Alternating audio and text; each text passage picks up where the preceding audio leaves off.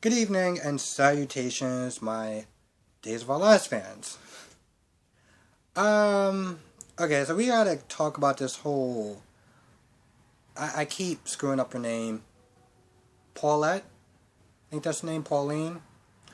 Pauline, Kate, and Abe scene. We gotta talk about this because I'm not a fan of what Pauline did. Here's the thing. Pauline was not there talking to Abe about buying the store. The one that Kate is, the one that Kate and Jake bought for their flagship store, Basic Black. And Kate came out of nowhere, and Kate was pretty much like, yeah, that store is spoken for. We're gonna be doing that. And she talks about how it's gonna be their flagship store for Basic Black.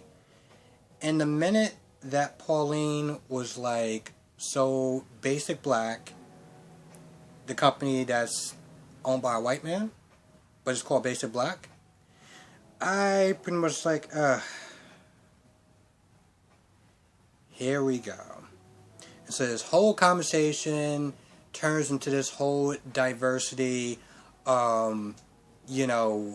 your company is pretty much headed by mostly white people, and this store should be, and then she pulls Abe into it, talking about, well, as a black man, you should I should be able to rent this store so that way it could be more diverse and stuff like that. And Kate pretty much calls her out by saying, what are you, diversity police?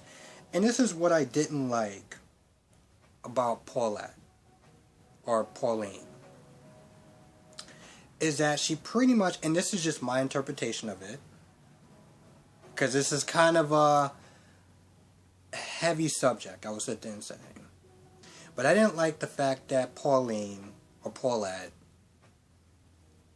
pretty much played the race card as far as trying to get the store. I didn't like that. I didn't like that at all. I am a big believer in diversity. But I'm also not a fan of using the race card to get your way, to get something, or whatever the situation is, or to get yourself out of the situation. I'm just not a fan of that. And, Abe sided with her, not because, he agreed with Paulette. Well, it's not because he was angry with Kate, because, pretty much she was like, yeah, you quit without two weeks notice. You just kind of just up and disappeared. And Kate was like, so is that why you're mad? Because I just left without, 2 weeks notice or whatever. And he was like, no, it's not personal. It's just, I'm just gonna,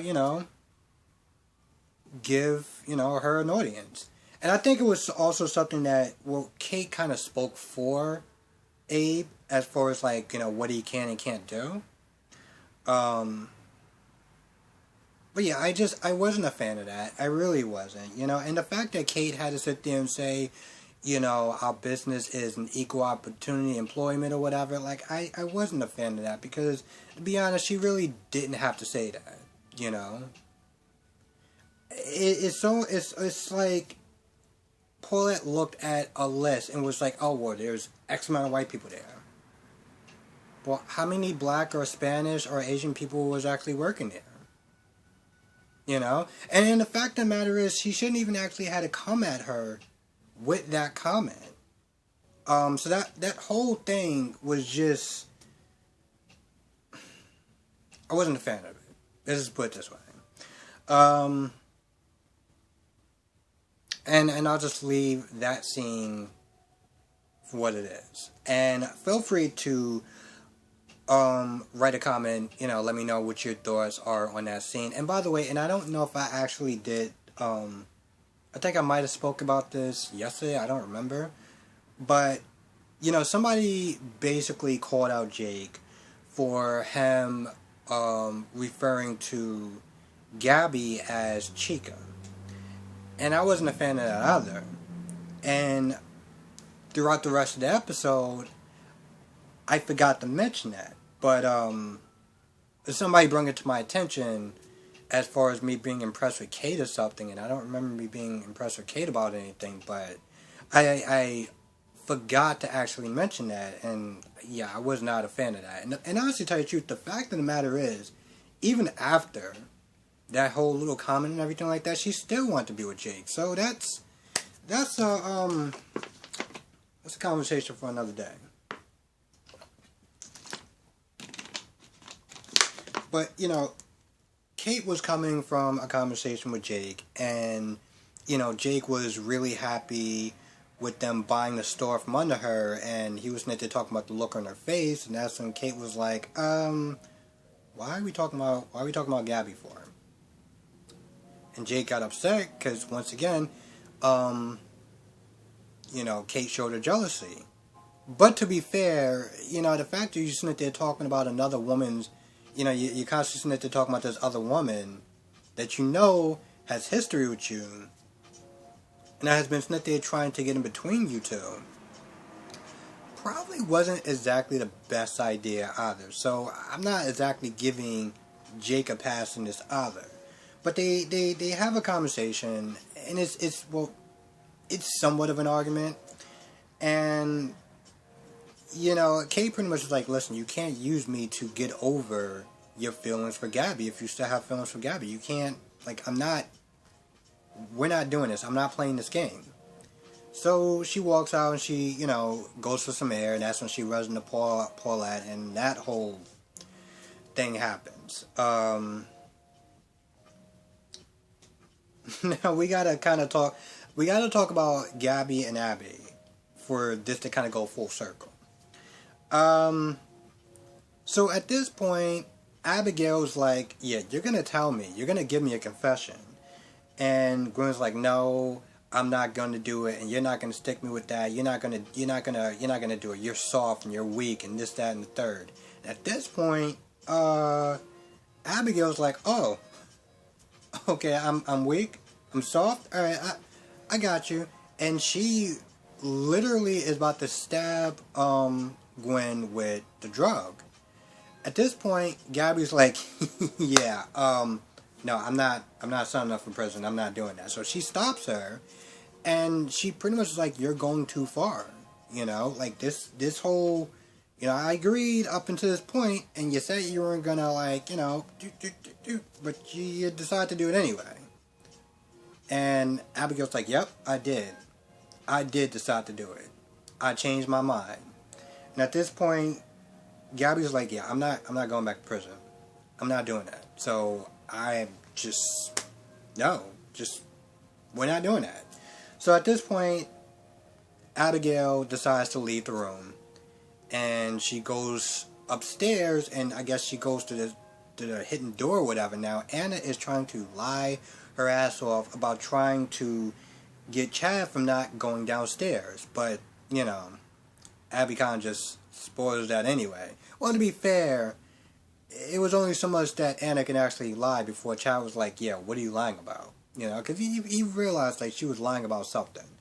But then when he saw Abigail, yeah, that was it. And you know what? Honestly, to tell you the truth, I'm not gonna lie. When Gabby is actually the reasonable one in the room, you know you screwed up. You know, between those two, you know you screwed up. And this is just my first impression of Gabby since I've been watching this show. And she does seem like the type of woman that does kind of fly off the handle sometimes, kind of, you know, acts on her emotions. So the fact that she was being the rational one in that whole situation, Abby, what the hell is wrong with you? So, you know, at this point, Anna leaves the room, and Chad is like, what are you doing? Like, what were you doing downstairs? And Abigail's like, I'm not saying anything. Now, at this point, Gabby decided to release Gwen on the condition that Gwen is not going to tell the police her involvement in this whole kidnapping thing. So she goes upstairs, and now, you know, she has the ropes or whatever still, you know, tied onto her.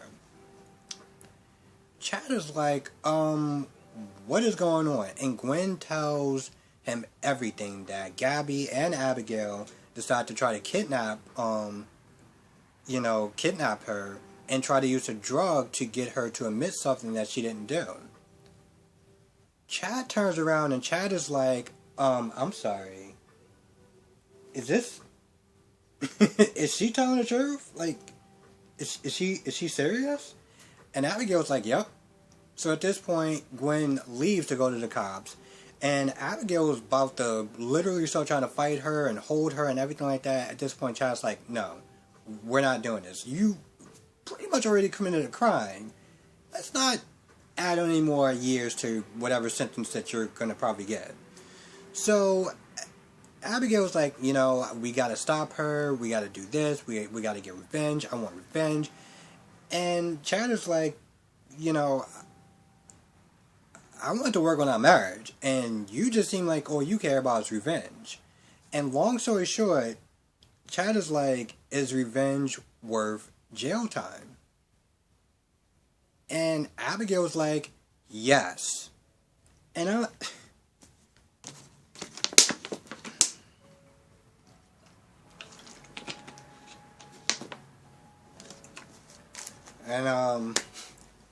I've been saying this very rarely. Well, I mean, I've been saying this very rarely as far as, like, me siding with Chad or giving Chad points or whatever. Here's my thing about Chad, and I think we all kind of know, as far as watching these reviews of what I think of Chad. What I've thought of Chad up until this point. Chad has been a dick, okay? That's been no secret. I've been saying that over and over and over again. But there's times where Chad will actually be somewhat of a decent person. I know it surprised the hell out of me too, but yes, that's the truth. As far as him trying to give Abigail the time and the space that she needed to support her when it was appropriate, to back off when it was appropriate, he was doing all the right steps. And he wanted to sit there and really try to work on their relationship, go to marriage counseling, all that good stuff. 1 second. Just want to make sure that there was not a new episode of This Is Us. But yeah, Chad has been doing all the right steps to sit there and try to make his relationship work. So for the simple fact that Abigail was like, she'd rather choose jail time than to work on her relationship with her husband and to be there for her kids, Chad was like, I don't even know you at this point. And he just walked away. And I'm like, I rarely do this. But, when I'm siding with Chad, Abigail, you effed up. Okay? Like, seriously, when I'm siding with the guy who I've been calling a dick from day one since I started doing these reviews, you screwed up. This whole revenge plot thing, she just kept talking about how she wanted revenge, and she slept with my husband, and she nearly tried to break my parents together, my parents' marriage to get up, and she drugged me, and listen, I get it. I really, really, really, really get it. But, you're a grown-ass woman with kids and a husband, and you gotta sit there and ask yourself, which one is more important, getting back at her or moving forward with your life? And so far, when you decided to kidnap Gwen, this is a turning point. This is a turning point. Right then and there, she already made the decision to choose revenge over her family. There was one point where Gwen said a story about how one of her kids were disappointed that she didn't really get the chance to see her mother. I don't know if it was one of the kids, the boy or the girl. And she was upset and she was crying. And she was like, oh, she doesn't really spend enough time with me or whatever. And Abigail was like, oh, well, that's a lie. That's a lie. You're telling lies and stuff like that. And I'm sitting there thinking, sweetheart, was that actually a lie? Because Gwen didn't seem like she was lying about that story about how one of your kids is disappointed that you don't spend enough time with them. And that's the thing. I mean, listen, she's rich, she has money, just let the nanny take care of the child. I don't, I'll see him when I see him or whatever. Um, so I wouldn't put it past her. I wouldn't put it past Gwen to actually be telling the truth about that. I mean, hell, she had no problem sitting there just saying, you know what, if I go to jail, oh well. The hell with spending time with my kids. Not even my husband. Just your kids. Like, wow. Now, Gwen, after she went to the cops, which, not gonna lie, didn't really do any good. Apparently, Eli and, Abigail are, like, cousins or something. I'm just wondering, how many, like, this show... I don't know the family lineage. Like I feel like everyone is related to someone else, and this isn't like a show called General Hospital where you have like you have the prominent families, but I feel like everyone in some sort of ways are like related to each other. Like Kate is related to Philip, which is related to Victor because it's his son, and I don't know what that's about, and Brady is related to Victor, but like, I feel like it's so much of a web that I would really have to go to Wikipedia just to really kind of understand who's related to who. Anyway, she went to the cops, and that didn't really do much of anything. Of course, she tried to like dress up her hair and, start, huffing and puffing all loud and everything like that, like she was in dire distress or whatever. But Eli was like, listen, you gotta work out your own family. We're not counselors, so just deal with your own family crap on your own time. So he pretty much sent her packing. Now, at some point, Gabby goes to Jake and tells her about the whole kidnapping thing with Abigail and her, and how she pretty much stopped it. And Jake was like, so what do you want a cookie, you want a pound of back, what do you want? And at some point, Gabby was like, I thought we were friends, and Jake was like, yeah, we're not anything. I want to parse you. And this is where I get to the point where part of me wants to call Gabby out on this whole... One second. Part of me wants to call Gabby out on her way about going as far as trying to, get with Jake. Because she's going in this very overly aggressive way. Like she practically shoved her tongue down Jake's throat when he was like, yo, I'm good, I have a girl, I don't, no. And the reason why I want to sit there and call out a little bit is because I feel like if the roles were reversed, people would be sitting there calling Jake a scumbag. Well, a slime ball, And so the fact that she's so overly aggressive about getting with Jake is like, are you serious?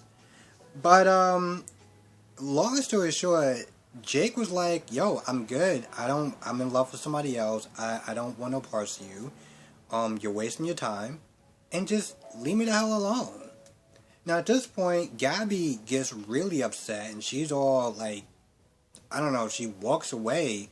Well, she kind of pouts off like she's some 16-year-old little girl that just got turned down by her high school crush or something, and she, walks off in this attitude, like, and, yeah, listen, I get it. No one likes rejection, okay? No one likes rejection.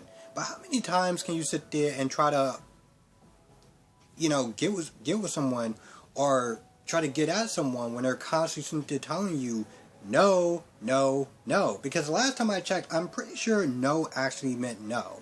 No matter what gender was sitting there saying this. Eli and Lonnie were just talking about the history of Paulina or Paulette. I'm gonna get her name right eventually, so, sorry if I keep screwing up her name. Just talking about the history of her, how she worked hard and she made a killing as far as real estate. And she's a really sweet, kind woman. Just don't get on the bad side. Um,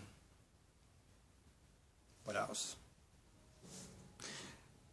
I feel like that's actually about it. I don't think I really missed anything. If I did, write it down in the comment section below. This was an interesting episode. I am looking forward to what more Paulina or Paulette can do. I will sit there and say this again.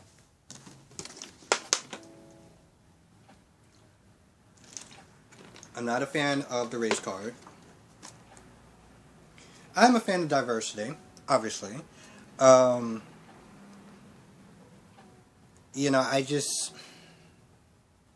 don't know. I feel like I don't want to really get into it too much because, well, one, I know somebody's going to be offended because, well, that's just, honestly, to tell you the truth, when you're talking about a subject like that, it's just bound to happen. I would just sit there and say that I did not like the way that Paulette or Paulina went about trying to acquire this property. And I would leave it like that. Hopefully the whole race baiting or race card doesn't really pop up too much because I'm going to be honest, I'm not exactly a fan of that.